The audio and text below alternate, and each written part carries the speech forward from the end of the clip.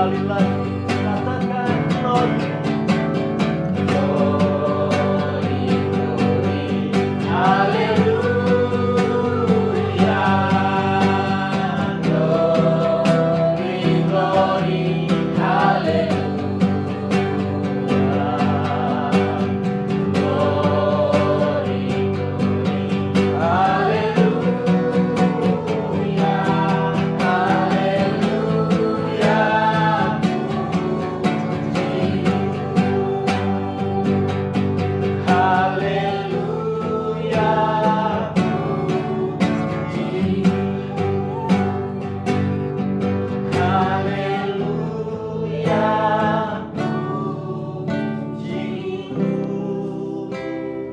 Kami bersyukur buat malam hari ini.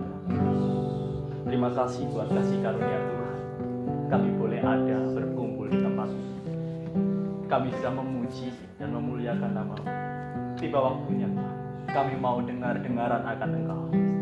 Beri kami telinga seorang murid pada malam hari ini. Siapapun yang hadir di tempat ini, biarlah kami semua belajar menjadi murid Kristus yang mau dengar-dengaran akan Tuhan. Kami mau belajar mendengar firman-Mu dengan sungguh-sungguh. Dan kami mau belajar menerima dengan hati. Kami mau belajar Tuhan, supaya hidup kami diisi dengan kebenaran firman Tuhan. Sehingga langkah kami ke depan, kami bisa melangkah sesuai dengan kehendak Tuhan. Mari Tuhan jamah setiap hati kami. Jamah setiap kesombongan, keakuan di dalam kami. Supaya hati kami menjadi seperti tanah yang subur yang siap ditaburi benih ilahi. Dan benih itu akan bertumbuh, berakar, bahkan berbuah di dalam hidup kami. Terima kasih buat malam hari ini. Urapi setiap kami, sehingga kami semua bisa mendapatkan pesan-pesan ilahi dari firman-Mu. Dan berkati hamba-Mu. Biarlah perkataan Tuhan taruh dalam bibir mulut hamba-Mu. Saat hamba berkata-kata tidak ada firman yang sia-sia. Namun biar firman itu bekerja seperti yang Bapa mau. Sebab kami percaya sepatah dua patah kata yang berasal dari Tuhan, itu akan mengubahkan hidup kami. Hidup kami tidak akan pernah sama lagi saat firman kami dengar. Sebab firman itu, kebenaran itu yang akan memerdekakan kami. Di dalam nama Yesus, roh hikmat, pengetahuan, pewahyuan ada di tengah-tengah kami. Sehingga masing-masing kami, pribadi lepas pribadi, akan mengerti tentang apa yang Tuhan rindukan dalam hidup kami. Terima kasih Bapak. Di dalam nama Tuhan Yesus Kristus, kami sudah berdoa dan kami mengucap syukur. Yang siap mendengar firman Tuhan, mari sama-sama katakan amin. Silakan duduk saudara. Shalom. Shalom. Izinkan saya berdiri di tengah-tengah saudara. Mari kita akan sama-sama belajar pada malam hari ini. Silakan yang mau minum sambil minum, sambil kita belajar firman Tuhan. Kita akan membuka Alkitab kita dari Lukas 16. Ayatnya yang pertama sampai ayat yang ke-9. Ini baru yang pertama. Saya harap saudara bisa bersabar dengan saya. Karena ini ada 9 ayat, itu belum ayat yang lainnya. Semoga saya tidak lama, amin. Tapi kalaupun saya lama, mohon dimaklumi. Karena sejujurnya saya pengen cepat, saudara. Hanya kadang-kadang, saya kalau sudah ngomong itu lupa waktu. Tapi semoga saya nggak lupa waktu karena jamnya sudah mati. Karena jamnya sudah mati, semoga saya tidak lupa waktu sehingga saya selalu melihat ini masih jam 12 terus. Oke, kita akan baca bersama-sama yang sudah ketemu ayat firman Tuhannya. Mari sama-sama katakan yes. Yes. Perumpamaan tentang bendahara yang tidak jujur. Saya baca ayat yang ganjil, saya baca ayat yang genap. Dan Yesus berkata kepada murid-muridnya, ada seorang kaya yang mempunyai seorang bendahara. Kepadanya disampaikan tuduhan bahwa bendahara itu menghamburkan miliknya. Lalu ia memanggil bendahara itu dan berkata kepadanya, apakah yang kudengar tentang engkau? Berilah pertanggungan jawab atas urusanmu. sebab engkau tidak boleh lagi bekerja sebagai bendahara. Kata bendahara itu di dalam hatinya, apakah yang harus aku perbuat? Tuanku memecat aku dari jabatanku sebagai bendahara. Mencangkul aku tidak dapat, mengemis aku malu. Aku tahu apa yang akan aku perbuat, supaya apabila aku dipecat dari jabatanku sebagai bendahara, ada orang yang akan menampung aku di rumah mereka. Lalu ia memanggil seorang demi seorang yang berhutang kepada tuannya. Katanya kepada yang pertama, berapakah hutangmu kepada tuanku? Jawab orang itu, 100 tempayan minyak. Lalu katanya kepada orang itu, inilah surat hutangmu. Duduklah dan buat surat hutang lain, sekarang juga 50 tempayan. Kemudian ia berkata kepada yang kedua, dan berapakah hutangmu? Jawab orang itu, 100 pikul gandum. Katanya kepada orang itu, inilah surat hutangmu, buatlah surat hutang lain, 80 pikul. Lalu Tuhan itu memuji bendahara yang tidak jujur itu, karena ia telah bertindak dengan cerdik.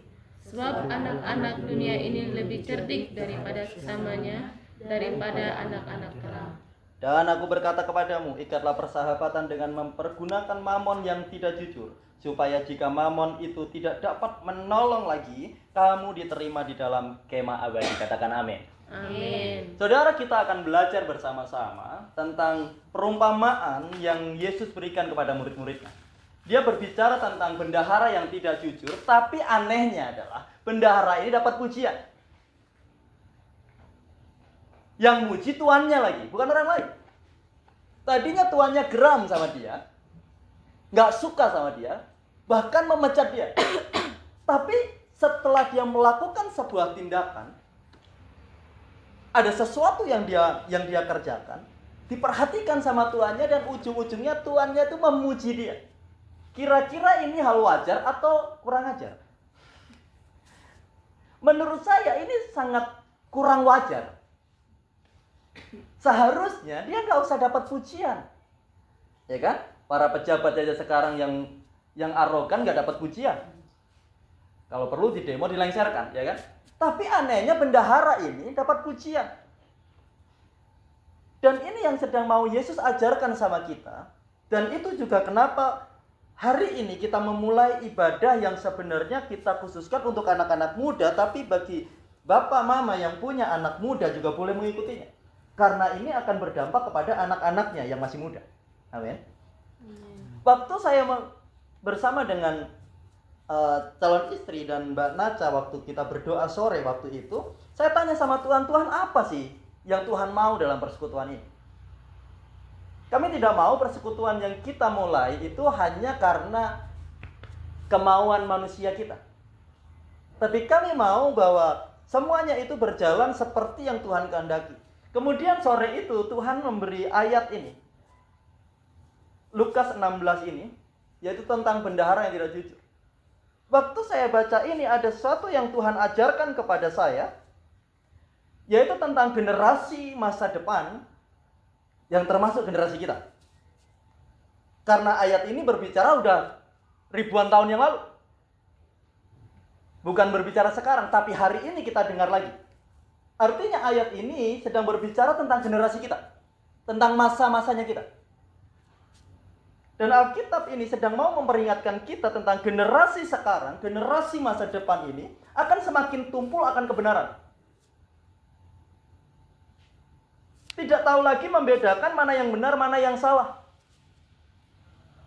Taunya adalah mencari keuntungan diri sendiri, yang mengenakan dirinya, yang mengenakan hidupnya, tapi tidak peduli lagi tentang nilai kebenaran yang ada. Sehingga Yesus memberi perumpamaan kepada murid-muridnya itu tentang bendahara yang tidak jujur. Ini berbicara tentang manusia dunia. Orang-orang dunia, bukan kita harusnya. Amin. Ini bukan tentang kita. Ini tentang orang-orang dunia atau orang-orang di luar Kristus, orang-orang di luar Kristen, orang-orang di luar daripada orang percaya yang percaya kepada Yesus. Tapi Alkitab mengatakan di ayat yang ke-8, saudara, coba saudara perhatikan ayat ini sangat menarik buat saya. Dia berkata demikian, lalu Tuhan itu memuji bendahara yang tidak jujur itu karena ia telah bertindak dengan cerdik. Penekanannya di sini. Sebab anak-anak dunia ini lebih cerdik terhadap sesamanya daripada anak-anak. Dengan kata lain, bahasa kasarnya, Yesus sedang mau bilang anak-anak terang itu kebanyakan bodoh. Setuju dengan saya? Saya cuma mencoba menerjemahkan ayat ini, saudara, dengan bahasa yang lebih mudah kita pahami. Ayat ini berkata bahwa anak-anak dunia lebih cerdik terhadap sesamanya daripada anak-anak terang. Kata lainnya adalah anak-anak terang, orang-orang percaya, orang-orang Kristen, orang-orang yang menyebut dirinya pengikut Kristus. Maaf, izinkan saya berkata, secara tidak langsung Yesus sedang berkata anak-anak terang itu bodoh. Karena kalah dengan anak-anak dunia. Anak-anak dunia lebih cerdik, lebih bisa memikirkan masa depan mereka daripada anak-anak terang. Dia lebih memikirkan bagaimana keberhasilan terjadi dalam dirinya. Supaya dia tidak dipecat, supaya dia seandainya dia dipecat, dia tetap bisa merasakan hidup enak. Sehingga apa yang menjadi jaminan dia waktu dia ikut tuannya, ada jaminannya apa? Hidup enak. Waktu dia dipecat oleh tuannya, dia masih memikirkan bagaimana caranya supaya saya tetap hidup enak. Sekarang pertanyaan saya adalah, pernahkah anak-anak terang memikirkan waktu engkau di dalam Yesus sudah ada jaminan dalam hidupnya, yaitu keselamatan? Tapi masihkah engkau memikirkan bagaimana keselamatan itu masih bisa engkau terima sampai kepada engkau dipanggil oleh Tuhan? Sudahkah itu kita pikirkan? Inilah yang menjadi kekhawatiran Yesus yang tadi kita sempat singgung, bahwa masihkah ada iman di bumi. Karena masih sampai detik ini banyak orang yang KTP-nya pengikut Kristus, ya, Kristen, Katolik, apa yang disebut apa yang pengikut Kristus ya? Kayaknya Kristen sama Katolik aja yang saya sebutlah. Kalau saksi Yehova tidak usah saya sebut, karena mereka bukan pengikut Kristus, ya kan? Tapi itu hanya menjadi status di KTP. Hari-harinya kehidupannya nggak ada bedanya dengan orang di luar sana yang belum kenal Kristus. Bahkan di waktu hari Minggu waktunya beribadah, saudara, lebih memilih tidur di rumah. Lebih memilih sibuk dengan kesibukan yang lain. Makanya saya katakan bahwa firman Tuhan yang katakan bukan saya, bahwa ternyata anak-anak terang itu lebih bodoh dibandingkan anak-anak dunia. Anak-anak terang gak memikirkan lagi tentang jaminan yang sudah dia dapat itu masih bisa dia dapatkan lagi gak? Masih bisa dia dapatkan gak waktu dia dipanggil oleh Tuhan? Tapi anak-anak dunia masih memikirkan jaminan yang dia dapat dari tuannya waktu dia mengikut tuannya, yaitu hidup enak, masih bisa didapatkan gak waktu dia dipecat sama tuannya. Dia usahakan itu supaya hidup enak itu nggak hilang dari dia. Nah sekarang bagaimana dengan kita? Coba kita baca lagi ayat. Maaf saya tambah ayat, saudara. Semoga saudara sabar dengan saya. Lukas 17 ayat 26 sampai 30. Lukas 17 ayat 26 sampai 30 berkata demikian. Dan sama seperti pada zaman Nuh, demikian pula lah halnya kelak pada hari-hari anak manusia. Mereka makan dan minum, mereka kawin dan dikawinkan, sampai kepada hari Nuh masuk ke dalam bahtera. Lalu datanglah air bah dan membinasakan mereka semua. Demikian juga seperti yang terjadi di zaman Lot. Mereka makan dan minum, mereka membeli dan menjual, mereka menanam dan membangun. Tetapi pada hari Lot pergi keluar dari Sodom, turunlah hujan api dan hujan belerang dari langit dan membinasakan mereka semua. Demikianlah halnya kelak pada hari di mana anak manusia menyatakan dirinya. Saudara, di sini dikatakan bahwa hal di mana Yesus akan datang kedua kali, kita percaya Yesus akan datang lagi, amin. Yesus akan datang untuk menyelamatkan kita semua. Bagi orang yang percaya kepadanya, Alkitab katakan karena begitu besar kasih Allah akan dunia ini sehingga ia mengaruniakan anaknya yang tunggal, supaya setiap orang yang percaya kepadanya tidak binasa, melainkan beroleh hidup yang kekal. Itu jaminan buat kita. Yesus akan datang kedua kali untuk memberi jaminan itu, supaya jaminan yang pernah dia janjikan itu jadi nyata dalam hidup kita. Dan Alkitab menceritakan bahwa waktu Yesus datang nanti untuk menyatakan janjinya, jaminan yang dia janjikan, kehidupan itu akan sama seperti zaman Nuh, di mana orang-orang itu kawin dan mengawinkan, makan dan minum. Artinya mereka terlalu sibuk dengan keseharian mereka, hidup yang formalitas mereka, tapi lupa akan kebenaran yang Tuhan ajarkan, lupa beribadah, lupa menyembah Tuhan, lupa baca firman Tuhan, lupa menghidupi hukum-hukum Allah. Yang penting mereka berpikir hidupku normal-normal aja, waktunya makan, waktunya kerja, waktunya gajian. Waktunya ibadah, sibuk dengan yang lain. Itu kenapa saya terbeban sekali untuk ada persekutuan ini, supaya generasi kita dan generasi yang akan datang itu terselamatkan. Amin. Karena saya melihat banyak gereja, maaf Bapak Ibu, saya harus berkata jujur. Kok Bapak Ibu ya? Saudaranya mana? Bapak, Ibu, saudara-saudara. Ya kan? Bapaknya satu, ibunya satu, yang lain masih saudara-saudara. Jadi Bapak Ibu Saudara, saya harus berkata jujur bahwa gereja seringkali kurang memperhatikan orang-orang yang mungkin kehidupannya tidak baik-baik saja. Saya sering melihat bahwa saya mau cerita tentang beberapa tahun yang lalu, sekitar 10 tahun yang lalu, saya sempat cerita dengan teman-teman anak-anak muda di sini. Saya pernah membuat ibadah itu bersama 100 anak pang. Dan waktu anak-anak pang itu pertama kali mereka bertobat, mereka mencoba masuk gereja. Saudara ngerti apa yang orang-orang gereja lakukan? Waktu mereka masuk gereja dengan pakaian mereka yang seperti itu, ibu-ibu dalam gereja segera mengamankan tas. Itu membuat anak-anak pang yang sedang mau bertobat ini merasa tertolak. Kok gini? Saya ini datang ke sini mau bertobat, bukan mau maling, bukan mau merampok. Sehingga orang-orang yang mau bertobat ini gak jadi bertobat loh. Yang tadinya antusias untuk mau datang ke rumah Tuhan, akhirnya apa yang terjadi? Gak jadi. Dan inilah yang menjadi beban kami. Kenapa kami, ayo kita adakan persekutuan ini, kita mau menjangkau yang tidak terjangkau, supaya generasi ini benar-benar terselamatkan. Amin. Saya percaya saudara dan saya memiliki hati yang sama, saudara dan saya memiliki visi yang sama, yaitu supaya kita melihat teman-teman kita itu diselamatkan oleh Tuhan. Dan tidak ada di antara kita yang binasa, itu hatinya Tuhan. Sehingga saya berdoa dengan adanya persekutuan ini, ke depan kita makin luas bisa menjangkau sesama kita. Dan seperti yang disampaikan tadi, tidak harus di sini tempatnya. Misalnya ada di antara teman-teman yang aku pengen di kosku lah, kalau boleh kosnya dipakai untuk persekutuan, mari kita pakai. Aku pengen di rumahku lah, kalau boleh rumahnya dipakai, mari kita pakai. Supaya berkat Tuhan itu dibagi-bagikan secara rata. Karena saya percaya di mana tempat itu dipakai buat beribadah, di situ berkat Tuhan mengalir. Dan di situ kuasa Tuhan sedang bekerja dan memulihkan, memerdekakan, bahkan menyembuhkan. Jadi saya berdoa saudara, setelah adanya persekutuan ini benar-benar generasi ini tidak lagi disebut seperti yang Alkitab ini katakan, ada generasi yang bodoh.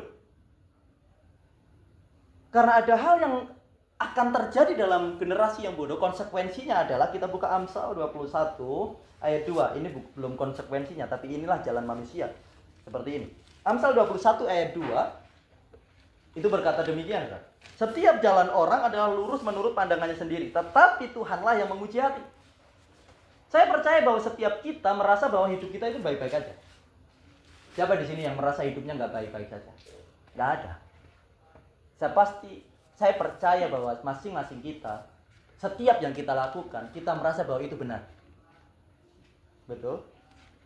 Dulu saudara, waktu saya masih belum bertobat, saya mukulin orang itu, buat saya itu hal benar.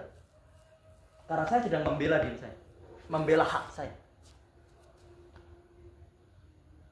Dulu waktu saya minta maaf, saya cerita sedikit tentang masa lalu saya. Tidak apa-apa Rambe. Saya cerita sedikit tentang masa lalu saya. Waktu saya emosi dengan orang, saya bawa parang, saya bacok dia. Masuk rumah sakit, itu saya merasa benar. Karena saya sedang membela diri. Waktu kelompok kami tawuran Bapak dan ada beberapa yang meninggal, kami merasa benar. Dia yang salah, salahnya dia ganggu kita. Kalau dia nggak ganggu kita, kita pasti nggak melakukan sesuatu yang mengakibatkan mereka seperti itu. Karena masing-masing orang pasti menganggap bahwa jalannya adalah lurus, benar menurut pandangannya sendiri. Tapi kebenaran itu cuma berasal dari Tuhan. Amin. Cuma berasal dari Tuhan. Jadi saudara dan saya akan ngerti hidup saudara dan saya itu sudah benar atau belum kalau kita sering membaca firman Tuhan, merenungkan firman Tuhan. Engkau menjadi bodoh atau enggak, itu tergantung engkau mau belajar firman enggak.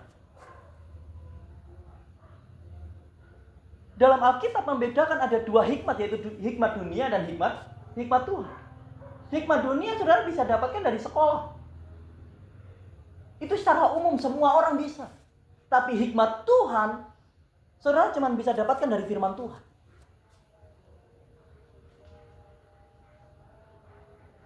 Makanya banyak orang pintar, ya kan? Hidupnya nggak benar. Banyak orang pintar hidupnya nggak benar. Kenapa? Karena dia bodoh dalam hal kebenaran. Bendahara yang tidak jujur ini pintar, saudara. Tapi dia nggak benar. Sampai dia dipuji-puji sama tuannya itu karena dia pintar, cerdik. Tapi apakah ada kebenaran dalam dirinya? Nggak ada.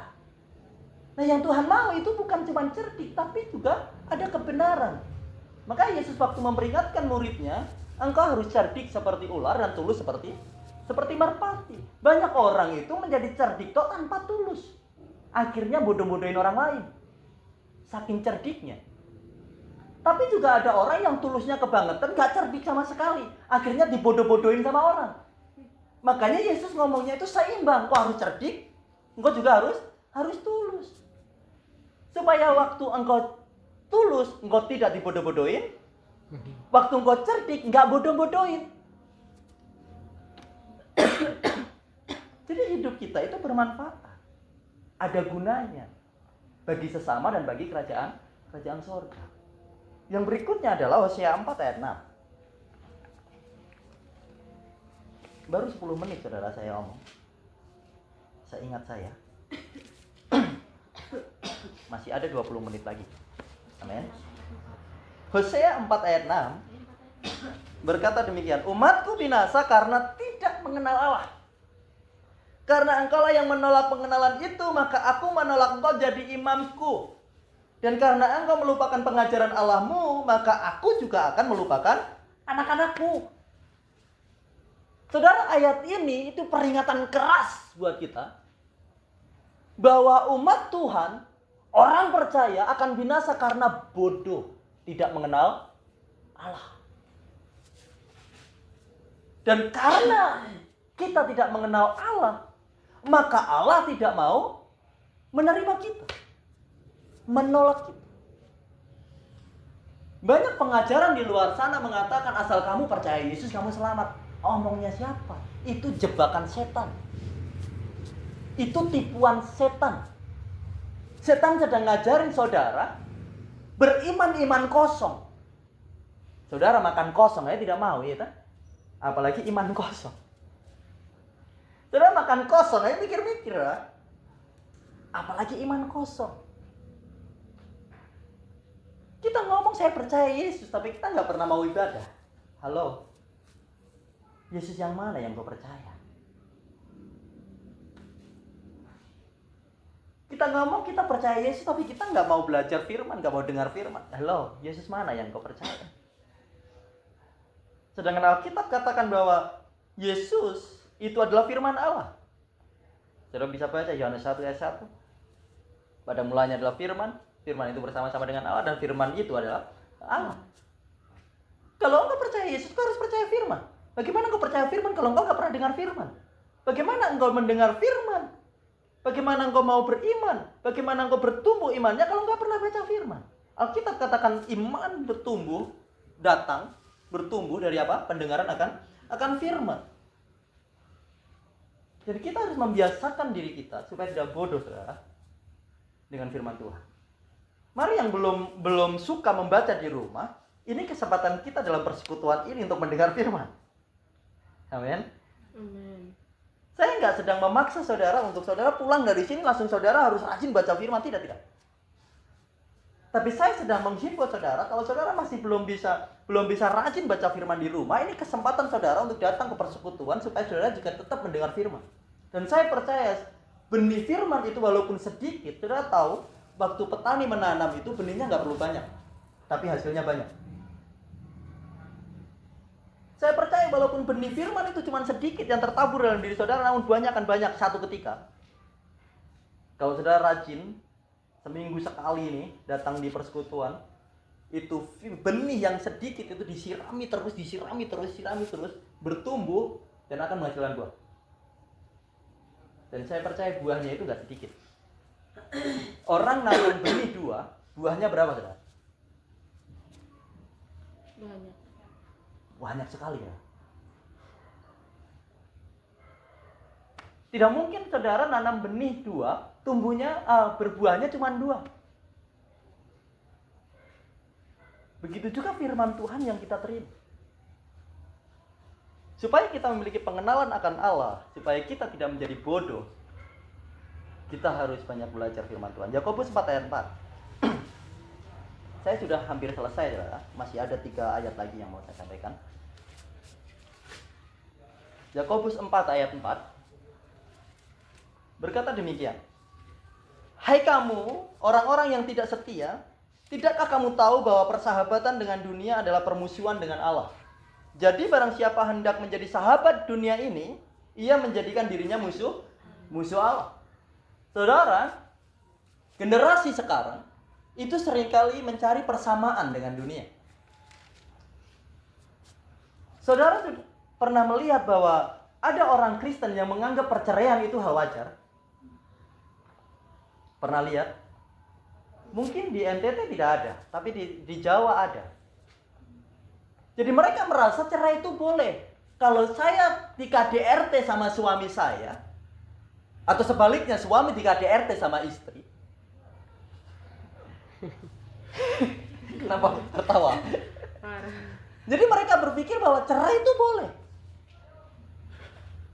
Tapi pertanyaannya adalah, apakah Tuhan pernah mengajarkan itu? Tidak pernah.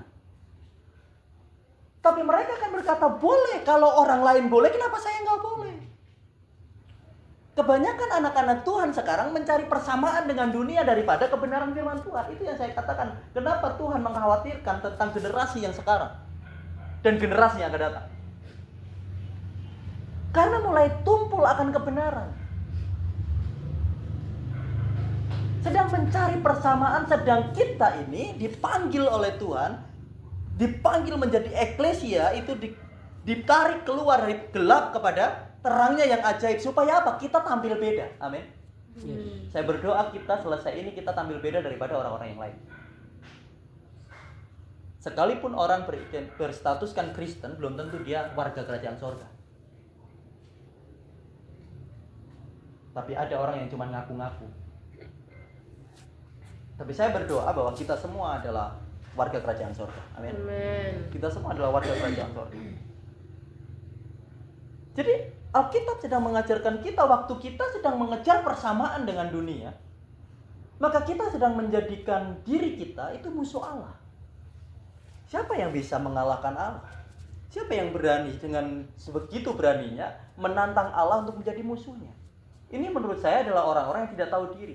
Sudah diselamatkan, sudah ditolong, tapi melawan. Seharusnya kita itu memang tampil beda seperti yang Roma 12 ayat 2 katakan. Saya sudah maju lagi ke ayat berikutnya. Berarti artinya waktunya sudah hampir selesai. Roma 12 ayat 2 berkata, janganlah kamu menjadi serupa dengan dunia ini. Jangan menjadi serupa.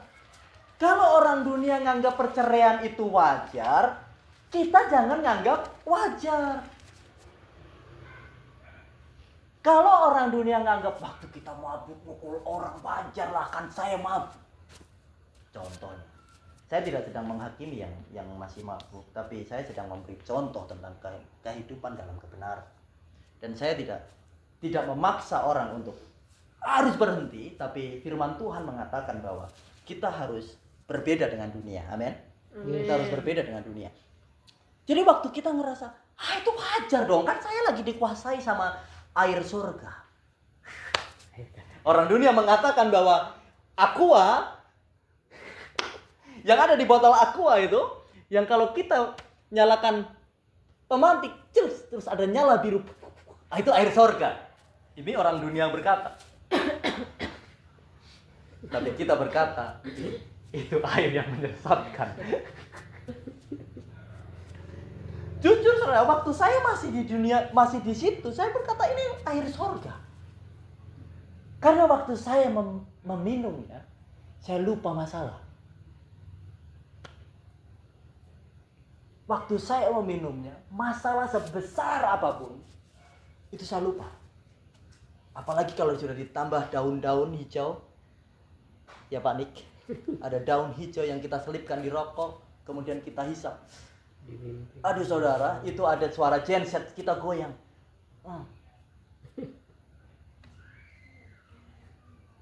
Makanya orang dunia mengatakan bahwa itu adalah air surga.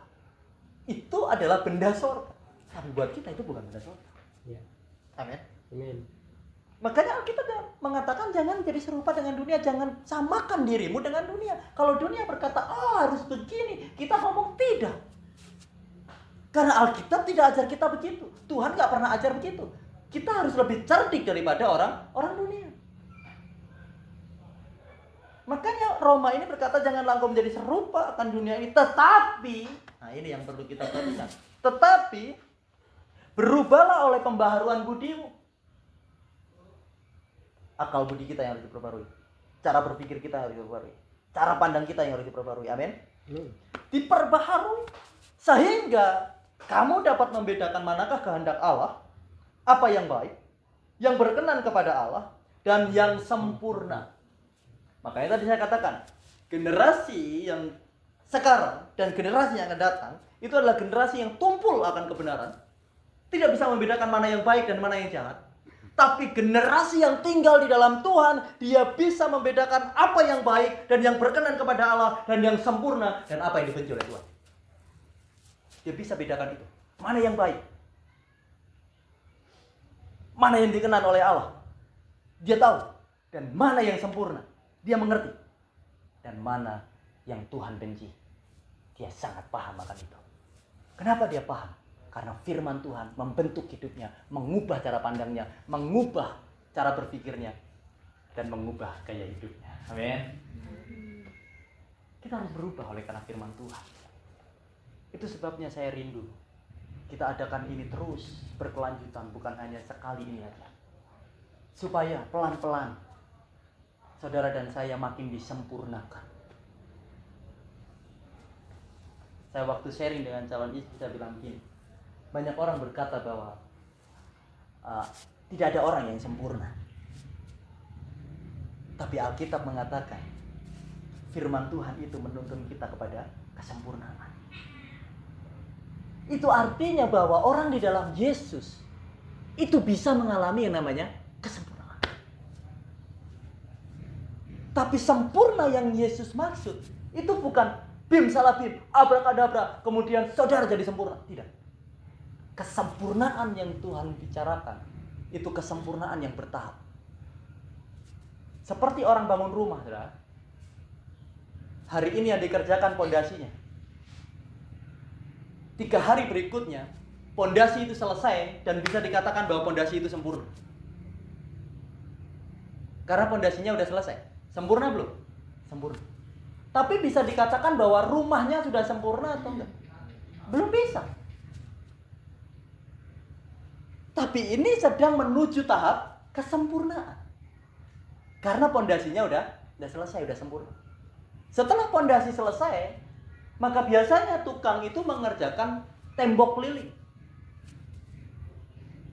Sehingga 1 minggu berikutnya tembok udah selesai berdiri. Maka kita bisa berkata bahwa temboknya sudah sempurna. Tapi rumahnya udah sempurna belum? Belum. Kemudian berikutnya bertahap pada atap. Setelah 3 hari berikutnya atap selesai. Maka kita akan mengatakan bahwa atapnya sudah sempurna, tapi rumahnya sudah sempurna. Belum ada pintu. Belum diplaster. Belum ada lantainya. Belum ada ini dan itu. Tapi sudah mendekati sempurna. Begitu juga hidup kita. Semakin kita bersekutu dengan Tuhan, semakin bagian hidup kita itu disempurnakan oleh Tuhan. Mana yang perlu disempurnakan?